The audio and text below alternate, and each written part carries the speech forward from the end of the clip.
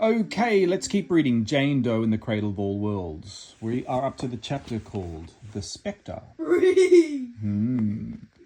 We fall and hit the water so hard my whole body aches.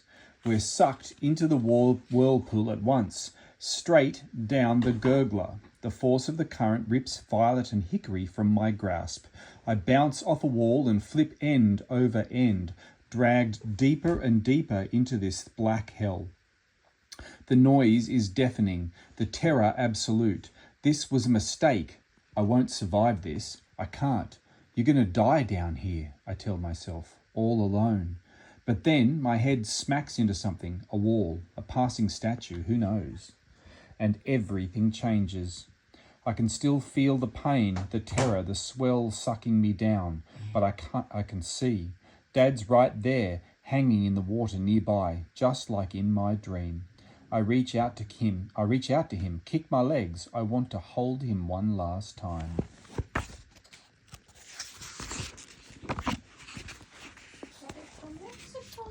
Tell him I love him. Tell him I'm sorry I failed. I shape the words in my mind and cast them out into the water. Mum's there too, floating in the dark right beside him. I tell her I wish she'd been there. I wish I'd found her. I wish. Let go. Her voice comes to me again, soft, whispered. That eerie underwater groaning echoes through the water. Tentacles of white light wrap around my ankles, my waist, and throw me against a wall. The force of the impact drives the last gasp of air from my lungs. Mum and Dad have vanished. The bubble wash calms. The current fades. The spectre rises before me, a beastly blinding light, shifting shapes and ghost-like, ethereal, but I can just make out a pair of horns and 4 legs, and the tentacles aren't quite tentacles at all, but long tendrils of light streaming from its sides, curling with the ebb and flow of the water. It's staring at me with its white fire eyes, staring into me, through me. It's about to grip me, trap me in that place of nightmares, fulfill its duty as a protector of the manor, a guardian of the cradle of all worlds. The cradle, the key. Lungs burning, I take the key from my pocket and hold it out. The spectre growls, so deep and loud it reverberates through the water, through my flesh, my bones, my very soul. But it doesn't grip me. If you want to save the manor, help us. I cast these words out into the water, willing the spectre to hear me. Let me go. The creatures are coming. Buy us some time. The spectre floats a tendril of light over the key, around my hand. A spasm rattles my lungs, my throat. I shove the key back into my pocket and tell the spectre to make up its bloody mind already. Tick-tock, in case you haven't noticed, I'm drowning here, buddy. The spectre nods and retreats, disappears so quickly down the corridor, it's as if it were never here at all. The darkness returns. The bubble wash roars. The current sweeps me away again and my whole body convulses. Desperate for air, I think my spine's about to snap. But then the pain begins to fade. The spasms ease. I stop fighting, overcome by an irresistible sense of calm. So this is what it's like to drown. What was I so afraid of? The tide unleashed. Is she dead? She's alive. Come on, Jane. That's it. They're coming. Get her up. We need to go.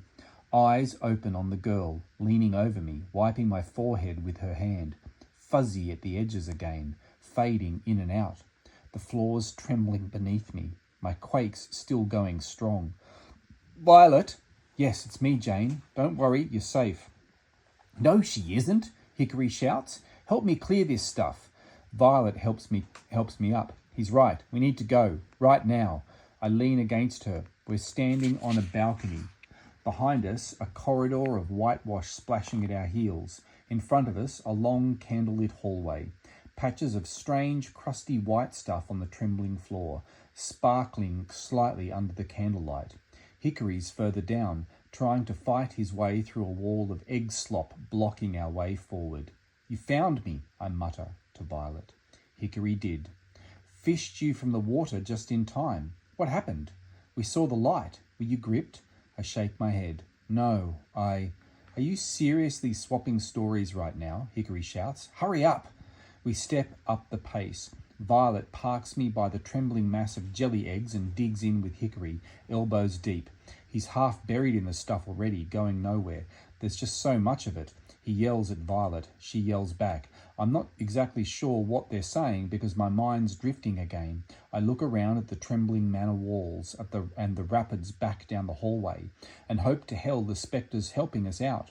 Flying around the hall of waterfalls from creature to creature, gripping as many as it can. Even if it probably won't be able to take them all out. There are too many. We need to stop the creatures. But how? Let go. It was just a dream of a dream, but that doesn't change the fact that I saw something, felt something, heard something real. My parents in the water, my mum.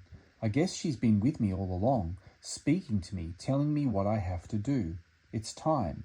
I unwrap the bandage around my palm. Violet, give me your knife. What?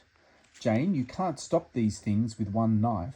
Yes, I hold out my hand. I can. She realizes what I'm saying, takes a moment to believe it. Even Hickory stops digging through the muck and stares at me. I stand as tall as I can manage. Violet hands me the knife. She looks speechless, stunned, but grabs a strap of my leatherhead get-up and pulls me close. Go nuts, she says, and slaps me hard. I wasn't expecting it, but I can use it. The sting on my cheek, the shock. I bottle it up, turn and stumble back towards the water. I breathe hard, feed the frenzy, fill the bottle even more with everything that scares me, every thought that makes me mad, the praying mantis and the weasel, Atlas, Peg and Eric Jr., the manor lament, Winifred blowing up the tunnel, booby traps, tin skins and leatherheads, swinging chandeliers and carnivorous trees, the prison camp, the train, the crystals, the river, the creatures swimming our way right now, and wrath, imprisoning my parents, holding a knife to Mum's stomach, making Dad's feet dance, the sight of him, the deathly reek of him, his half mask, those eyes, wrath, wrath, wrath. I let go, uncork the bottle, spill the furious tide of terror and rage. The stone around me trembles and cracks. The quake gets stronger, louder. I'm nearly at the balcony now, and I can see the creatures coming to get me, leaping through the water, climbing along the walls. I grip the knife as tight as I can, hold the blade to the wound and slice. The pain tears me apart, but only for a second. This time I rein it in, focus it, channel it through my hand. I drop to my knees and skid, slam my bloodied palm down on the stone, and I can feel it. Everything, every claw on the wall getting closer, every vibration on the rock as the creatures swim through the water. But I'm not just feeling the stone, I am the stone. Every block, every crack spreading out from my palm and coursing along the floor, over the balcony, up the walls, and across the ceiling. Every enormous chunk breaking free and falling into the water. I am the cave-in, the collapse, the end of the line. The power's incredible, all-consuming. I force my fury down the corridor and smother any creature I can, sealing the way. But the power's too strong.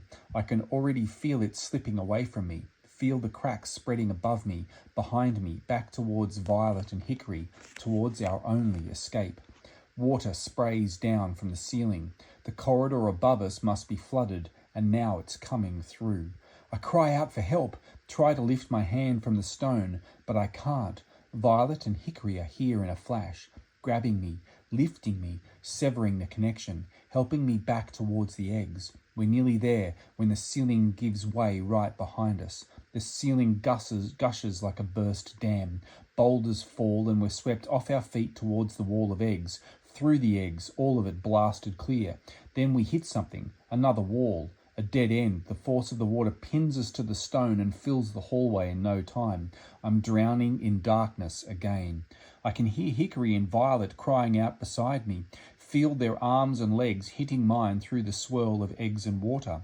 But just as I think we're finished, that nothing can save us now, I feel something else. A wall of honeycombed stone behind us, a gateway. I slam my bleeding hand against it.